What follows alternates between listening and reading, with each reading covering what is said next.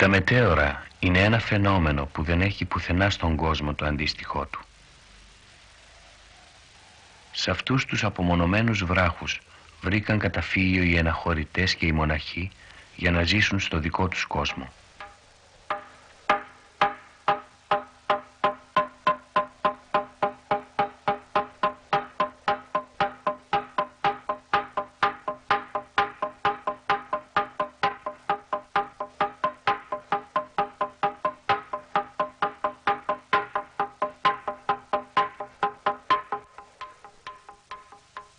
Στην αρχαιότητα πίστευαν πως η Θεσσαλική πεδιάδα ήταν κάποτε λίμνη, απέραντη και μεγάλη σαν θάλασσα, που τα νερά της αποστραγγίστηκαν στο Αιγαίο.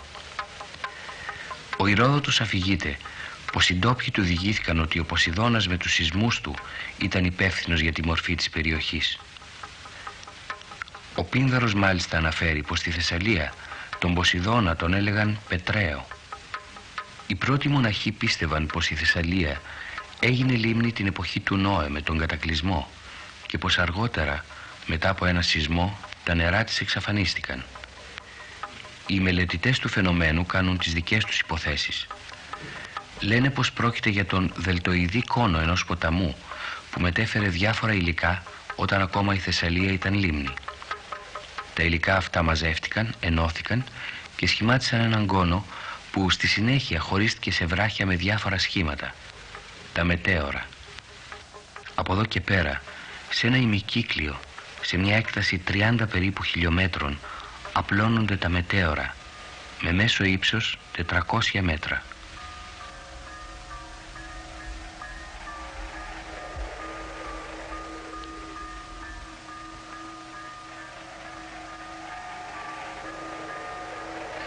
Ανάμεσα στα ανοίγματα των βράχων και στις σπηλιές στέκονται ερείπια από ασκηταριά, κελιά και μοναστήρια, μάρτυρες από ένα παρελθόν ακμής.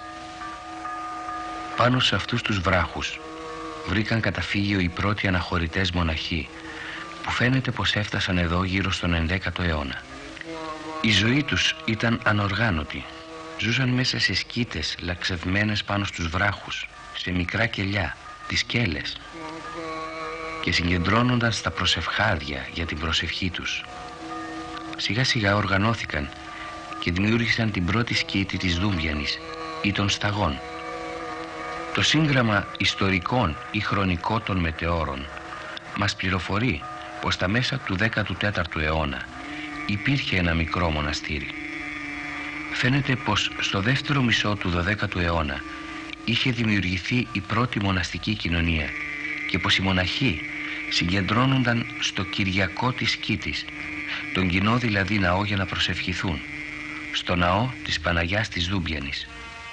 Τον 14ο αιώνα έχουμε τη μοναστική ακμή με 16 περίπου μοναστήρια, ενώ τον επόμενο αιώνα αρχίζει μια κάμψη.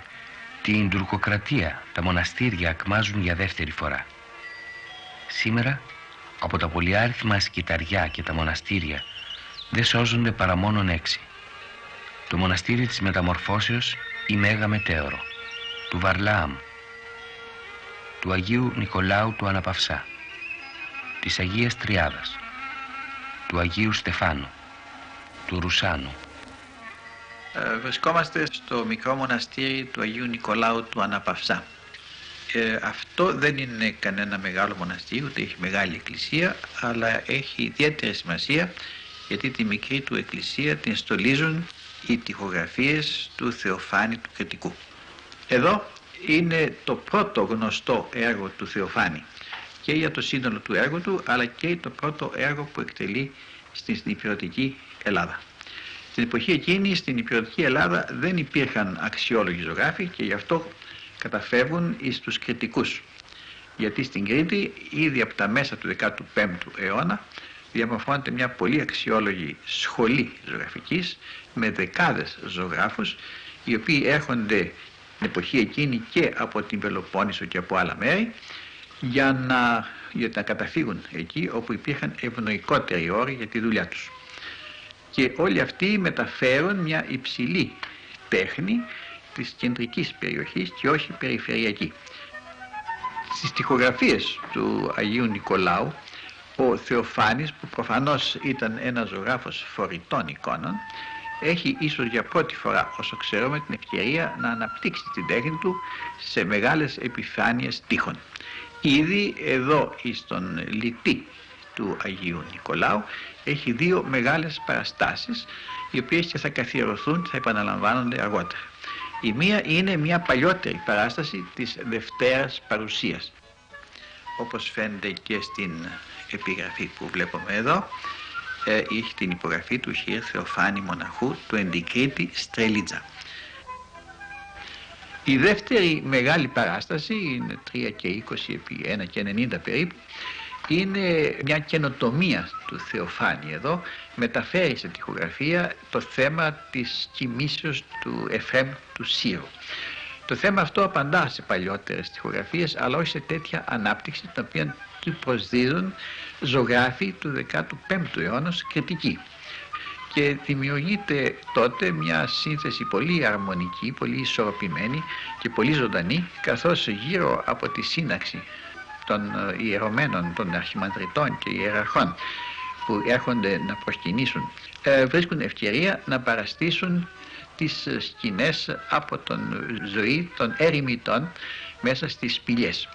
Και έχουμε γραφικές παραστάσεις, πολύ χαρακτηριστικές, οι οποίες έχουν και μια ζωντάνια που δεν την περιμένει πάντα κανείς. Μοναχού που με το σήματο τριγυρίζει την έρημο για να ειδοποιήσει τους αναχωρητές για το θάνατο του Εφραίμ, και οι οποίοι σπέβδουν προς τα μέρος εκείνο με όλα τα μέσα. Νεότεροι φέρουν στους ώμους τους γεροντότερους, άλλοι τους φέρνουν τον γεροντότερους μέσα σε φορείο, άλλος έρχεται σε ένα υποζύγιο οδηγούμενος από ένα νέο, και ακόμη και φαίνεται ο Άγιος Γεράσιμος που είχε καθυποτάξει ένα λιοντάρι, έρχεται καβάλα επάνω στο λιοντάρι.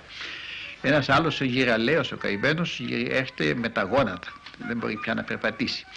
Και φαίνεται πως επάνω στις πιο ψηλές σπηλιές είναι ερημίτες που ασχολούνται με τα έργα τους, και δεν έχει φτάσει ακόμα το άγγελμα του θανάτου. Και βλέπουμε ότι ανάμεσα στις δουλειές των αναχωρητών είναι και η αντιγραφή από κείμενα, ο ένας υπαγορεύει, είναι το πλέξιμο από καλάθια και άλλα χειροτεχνήματα.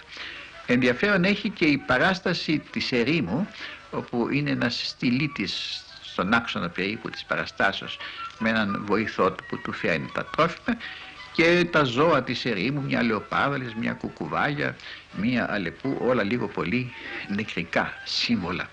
Και πάνω μπροστά στο μαύρο ουρανό ένας άγγελος έχει πάρει την ψυχή του Εφραίμ και την μεταφέρει ακόμη πιο ψηλά. Στην λυτή του Αγίου Νικολάου Αναπαυσά στολίζουν ακόμη πολλές σκηνές, αλλά ξεχωρίζουμε τις επιβλητικές μορφές των μεγάλων ασκητών, όπως ταιριάζει σε ένα μοναστήρι, που είναι ο Άγιος Αντώνιος, ο Άγιος Ευθύμιος, ο Άγιος Σάββας, ο Άγιος Θεοδόσιος, ο Κοινοβιάρχης και άλλοι. Αλλά εδώ μπορούμε να ξεχωρίσουμε την ικανότητα του Θεοφάνη να αποδώσει με τα λεπτομεριακή και πολύ επεξεργασμένη μορφή των προσωπογραφιών την εσωτερική ψυχική ζωή αυτών των μεγάλων ασκητών. Μέσα στην εκκλησία, την μικρή εκκλησία που είναι σαν μονόχωρη με τρούλο, έχουμε περισσότερες παραστάσεις στρατιωτικών Αγίων, και αυτό μπορεί να φανεί και λίγο παράξενο.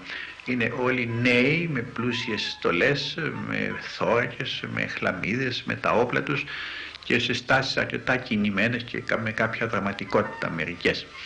Είναι οι Άγιοι Κωνσταντίνος και Ελένη. Ιδιαίτερο ενδιαφέρον παρουσιάζει η εικονογραφία και ο τρόπος που εικονογραφήθηκε ο τρούλος, γιατί θα αποτελέσει κάπως το πρότυπο για όλες τις μεταγενέστερες παραστάσεις και εικονογραφήσεις τρούλου στο Άγιον Όρος και αλλού.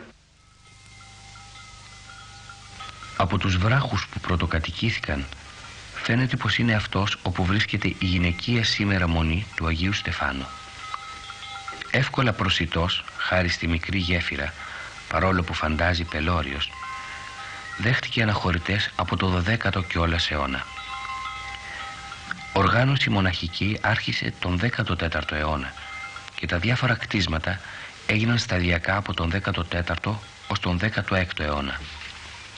Τη μοναχική πολιτεία των 8 αιώνων Συνεχίζει σήμερα στο βράχο αυτό ένα καλά οργανωμένο με αρκετά μέλη κοινόβιο με παραδοσιακό τυπικό.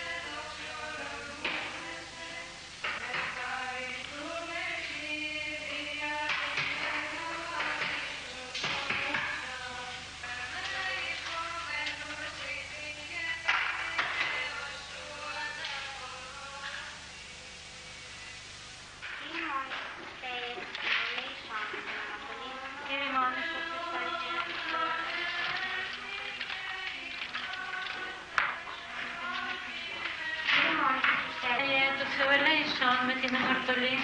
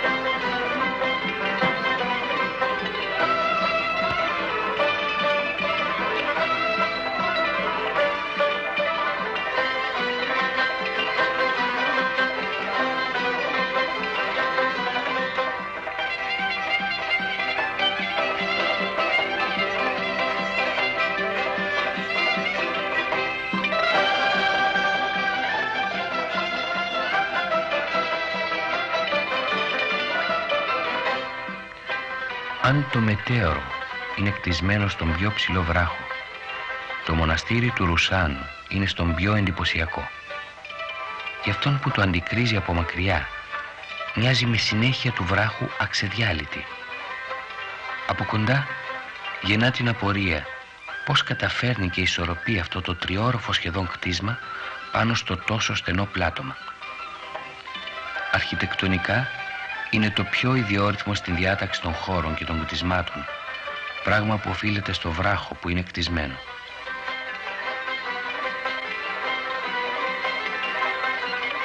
Εκείνο που πραγματικά εντυπωσιάζει στα μετέωρα είναι η πάλη του ανθρώπου να δαμάσει αυτούς τους δυσκολοδιάβατους βράχους.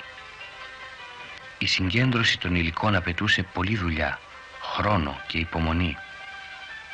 Για τη μονή του Βαρλάμ χρειάστηκαν 20 χρόνια για τη συγκέντρωση των υλικών πάνω στο βράχο, ενώ το χτίσιμο του μοναστηριού έγινε μέσα σε 20 με 22 μέρες.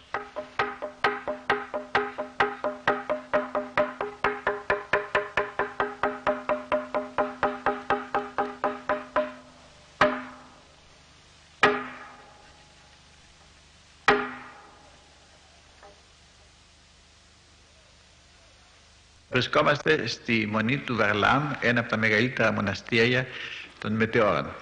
Ίδρυμα των αδελφών Αψαράδων, του Νεκτάριου και του Θεοφάνη, μιας αριστοκρατικής οικογένειας από τα Γιάννενα. Αυτό είναι χαρακτηριστικό για την συνεχή επικοινωνία και άμεση σχέση των μετεώρων με τα Γιάννενα κυρίως. Το καθολικό της Μονής του Βαρλάμ αποτελείται από δύο κτίρια σχεδόν του ίδιου μεγέθους. Το ένα είναι το καθολικό και το άλλο είναι η λιτή του καθολικού, αλλά έχουν διακοσμηθεί από δύο διαφορετικές ομάδες ζωγράφων. Το καθολικό, σύμφωνα με την επιγραφή, έχει διακοσμηθεί το 1548 και έχει υποστεί κάποιες επιζωγραφίσεις, όπως διαπιστώσαμε, το 1780. Η μελέτη των τοιχογραφιών αυτών οδήγησε στο συμπέρασμα ότι ο ζωγράφος του καθολικού είναι ένας λαμπρός ζωγράφος από τους καλύτερους του 16ου αιώνα, ο Φράγκος Κατελάνος, του οποίου ένα έργο υπογεγραμμένο σώζεται στη Λαύρα του Αγίου Όρους το 1560 με την υπογραφή του. Είναι το παρεκκλήσι του Αγίου Νικολάου. Είναι το μόνο υπογεγραμμένο έργο. Αυτό που χαρακτηρίζει την τέχνη του ζωγράφου αυτού του Φράγκου Κατελάνου, που ήταν από τη Θήβα της Βιωτίας, είναι ότι έχει ένα χαρακτήρα πολύ ιδιαίτερο. Δεν υποτάσσεται στην τεχνοτοπία και στην εικονογραφία που επικρατεί στα μοναστικά ιδρύματα της εποχής αυτής των μέσων του 16ου αιώνα, που είναι η τεχνοτοπία των κριτικών, όπως την είδαμε στον Αναπαυσά και όπως θα την βρούμε και στο Μεγάλο Μετέωρο. Οι διαφορές του είναι βέβαια όχι πάρα πολύ χτυπητές. Θα λέγαμε γενικά ότι πρώτα έχει μία μεγάλη δραματικότητα στις σκηνές, ενώ οι κριτικοί έχουν μία στατική διάθεση που μοιάζει με τον κλασικισμό. Του Φράγκου του Κατελάνου όλες οι κινήσεις, όλα τα σύνολα έχουν μια ορμή και μια φυγή πολύ συχνά από το κέντρο προς τα έξω, που μοιάζει με αυτό που λέμε στην εποχή εκείνη το μπαρόκ. Ακόμη έχει μερικά ειδικά χαρακτηριστικά που θα τα δούμε σε πολλές εικόνες. Είναι παραδείγματος χάριν η χρωματολογία, η οποία αγαπά πολύ τα κόκκινα που λείπουν σχεδόν εντελώς από τους κριτικούς τοιχογράφους. Τα κτίρια είναι πολύ πλούσια, όλη αυτή η σκηνογραφία των σκηνών είναι πολύ πιο περίπλοκη, και ακόμη έχει μερικά ειδικότερα χαρακτηριστικά που είναι αυτή η φουσκωτή λεγόμενη φωτοστέφανη που γίνονται από γύψο και οι οποίοι χαρακτηρίζουν κατεξοχήν την ζωγραφική του Φράγκου Κατελάνου. Είναι μια τάση για μια διακοσμητικότητα και για μια έμφαση πλούτου που είναι αρκετά χαρακτηριστική. Πέραν από αυτό έχει διαφορές με τους κριτικούς και στον τρόπο που αντιμετωπίζει τα βασικά εικονογραφικά θέματα. Παραδείγματος χάρη οι σκηνές των παθών. Ο Φράγκος Κατελάνος ακολουθεί μια πάρα πολύ αναλυτική μέθοδο στην αφήγηση των παθών του κυρίου, ενώ η κριτική ήταν πάντοτε πολύ πιο συνοπτική. Ας παρακολουθήσουμε λίγο σε πόσες σκηνές αναπτύσσει το θέμα των παθών.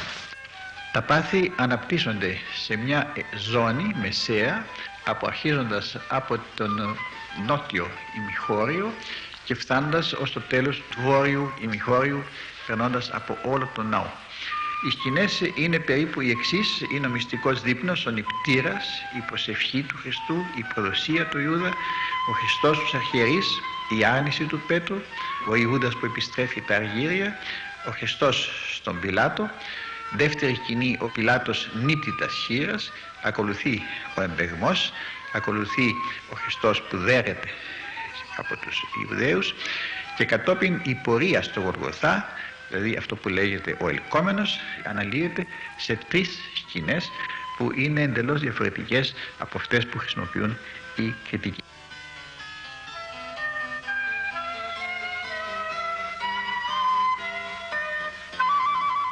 Και η τελική σκηνή, η Σταύρωση, είναι μια μεγάλη σκηνή η οποία μένει έξω από την αφήγηση και μπαίνει επάνω στον δυτικό τοίχο.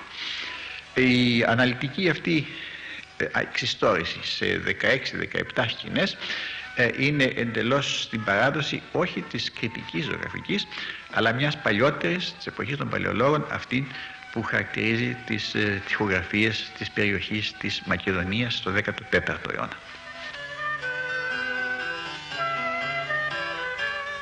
Στην Λιτή, εκτός από τις μορφές των ασκητών που είναι παραταγμένοι στην πρώτη σειρά, χαρακτηριστική είναι η μεγάλη σύνθεση της Δευτέρας Παρουσίας, που ασφαλώς έχει εμπνευστεί από την ανάλογη παράσταση, γιατί είναι και στην ίδια θέση που είναι η παράσταση Δευτέρας Παρουσίας στην ημονή του Νικολάου του Αναπαυσά, το έργο του Θεοφάνη. Η τοιχογραφική της διακόσμηση έγινε 18 χρόνια αργότερα από το Καθολικό, από μια άλλη ομάδα, τους αδελφούς Γεώργιο Σακελάριο Θηβών και τον αδελφό του Φράγκο Κονταρή, στα 1566. Αυτοί οι ζωγράφοι, οι οποίοι πρέπει να έρχονται από τη Θήβα, ομολογούμε ότι δεν ξέρουμε τίποτα για τη Θήβα σαν κέντρο ζωγραφικής, ακολουθούν μια τεχνοτοπία αρκετά διαφορετική από το Φράγκο Κατελάνο. Μπορεί να διαπιστώσει κανείς ότι σε αυτό το δεύτερο μισό του 16ου αρχίζει λίγο να στεγνώνει όλη αυτή η ζωγραφική.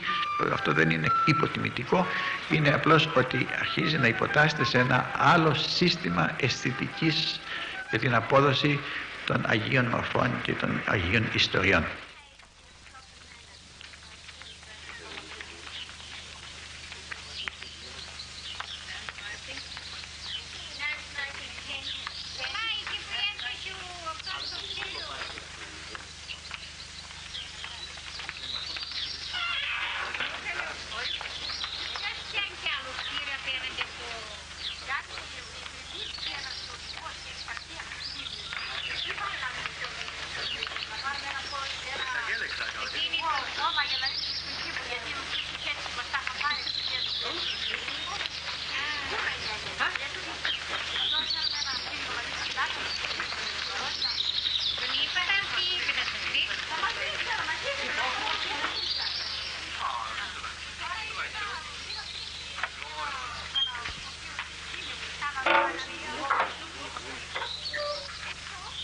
Το Μεγάλο Μετέωρο ή το Μετέωρο είναι χτισμένο σε ένα γιγάντιο βράχο που ξεπερνάει σε ύψος τα 400 μέτρα.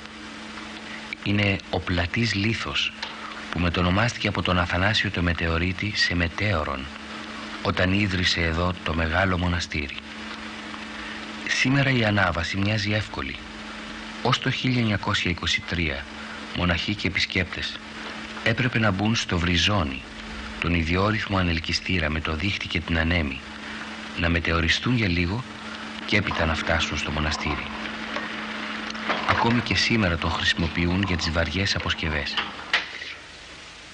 Υπήρχε κι άλλος τρόπος, με την ανεμόσκαλα, μα θα έπρεπε να έχει κατανικήσει κανείς το φόβο του ήλιγκου για να σκαρφαλώσει ως πάνω.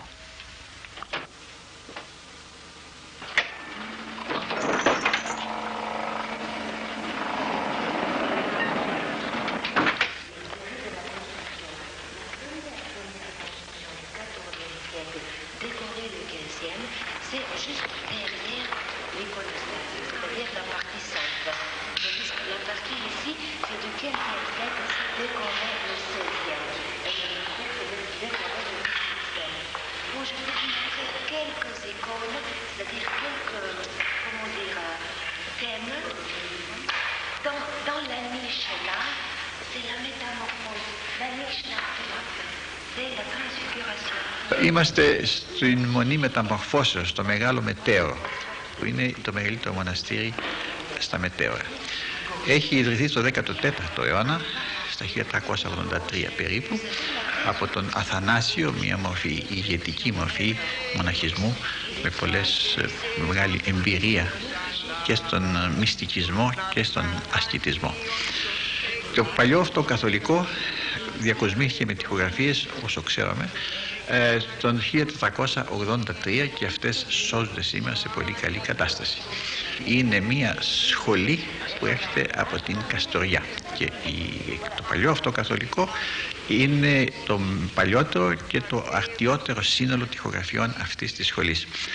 Τα χαρακτηριστικά της μπορούμε να τα συνοψίσουμε ότι κατάγεται, η ρίζα της είναι σε τοιχογραφίες της Καστοριάς του 14ου αιώνα, αλλά έχουν εκτελεστεί σε μια τεχνοτοπία κάπως λαϊκότερη και εκφραστικότερη, όχι πολύ διακριτική πάντοτε, όχι πολύ ευγενική, αλλά πάρα πολύ ζωντανή. Μπορούμε να δούμε, ας πούμε, σε αυτόν τον ωραίο άγγελο, ο τρόπος που στέκει, ο τρόπος που κινείται, ο τρόπος έχει ένα είδος λεβεντιάς, θα λέγαμε, στη στάση του, περισσότερο παρά μια σεμνότητα και μια συγκράτηση όπως βλέπουμε συνήθως σε άλλες παραστάσεις.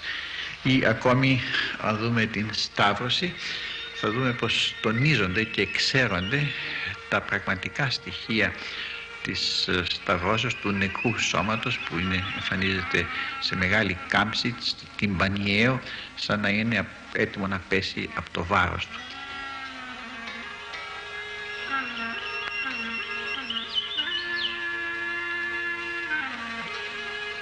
Ακόμη θα δούμε σε παραστάσεις Αγίων ότι και εκεί ακολουθεί το παράδειγμα τοιχογραφιών της Καστοριάς, ιδίως του Αγίου Αθανασίου που είναι του 1388 περίπου, και παριστάνονται οι Άγιοι Δημήτριος και Γεώργιος, οι πιο λαϊκοί, λαοφιλείς Άγιοι θα λέγαμε, παριστάνονται σαν αρχοντόπουλα με καλύματα κάπως περίεργα, τα οποία δεν είναι του 15ου αιώνα, είναι του 14ου.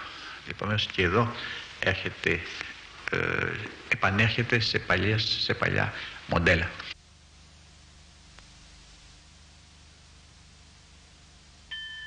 Το καθολικό του Μετεώρου είναι η μεγαλύτερη εκκλησία και είναι ένας θαυμάσιος εσωτερικός χώρος του τύπου του αγιορείτικου, του αθωνικού τύπου, που έχει τα δύο ημιχώρια στα πλάγια. Η διακόσμηση τοιχογραφική έχει γίνει στα 1552, ασφαλώς από ένα συνεργείο κριτικών, οι οποίοι δεν μας έχουν αφήσει το όνομά τους, από υπερβολική σεμνότητα ασφαλώς. Έχουμε την ιδέα, και είναι και δική μου ιδέα ιδιαίτερα θέλετε, ότι το συνεργείο αυτό εργάστηκε κάτω από τη διεύθυνση του Θεοφάνη και ότι ίσως ορισμένες μορφές, ιδίως στον Τρούλο των προφητών, που είναι από τις ωραιότερες μορφές εδώ μέσα, είναι ίσως και έργο δικό του, αλλά αυτό δεν είναι εντελώς εξακριβωμένο. Οπωσδήποτε είναι έργο της σχολής του, από ανθρώπους που έχουν δουλέψει μαζί του, όπως ο Τζόρτζες και άλλοι. Το εικονογραφικό πρόγραμμα είναι πολύ πλούσιο, γιατί προσφέρονται οι μεγάλες επιφάνειες των τοίχων και δεν έχουμε καμιά παραλλαγή ουσιαστική από το εικονογραφικό πρόγραμμα της κριτικής σχολής, όπως το ξέρουμε ήδη από τον Αναπαυσά και άλλα. Στο Μεγάλο Μετέωρο η Λυτή δεν έχει τη μορφή σταυροειδούς ναού όπως είναι στο Βερλάμ. Είναι μια διαδοχή από σταυροθόλια, τα οποία όλα παριστάνουν σκηνές από τα μαρτύρια του Μηνολογίου. Ενδιαφέρον έχει ο ανατολικός τοίχος κυρίως της Λυτής, που επαναλαμβάνει την εικονογραφία εντελώς της Μονής Σταυρονικήτα, που είχε εκτελέσει ο ίδιος ο Θεοφάνης, με τη βάπτιση για τον αγιασμό, με τον Χριστό, με την Παναγία μπροστά κάτω, Και βέβαια εδώ δεν χωρούν οι ιεράρχες που ήταν εκεί. Οι παραστάσεις του μηνολογίου είναι σκηνές βασανισμών, κυρίως αποκεφαλίσεων, μαρτυρίων, οι οποίες στο σύνολό τους, με τον γαλάζιο ουρανό που έχουν και με τα χρώματα τα ζωηρά, δίδουν περισσότερο, πρέπει να πει κανείς, μια ευχάριστη και όψη του κόσμου, και ασφαλώς αυτό ανταποκρίνεται στην ιδέα ότι όλοι αυτοί οι μάρτυρες πηγαίνουν στον παράδεισο.